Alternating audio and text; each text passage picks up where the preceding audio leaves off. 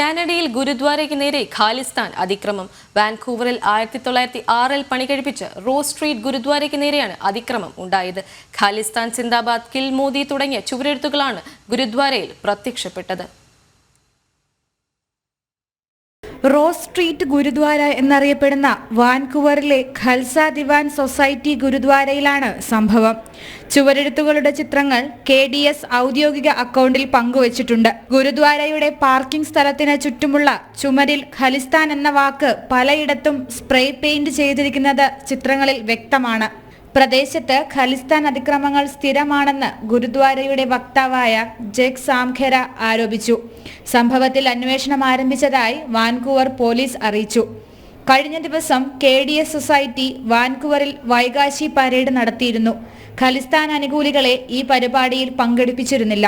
ഇതിൽ പ്രകോപിതരായി ഇവർ മുദ്രാവാക്യം മുഴക്കിയിരുന്നു. ഇതിന്റെ തുടർച്ചയായാണ് അതിക്രമം.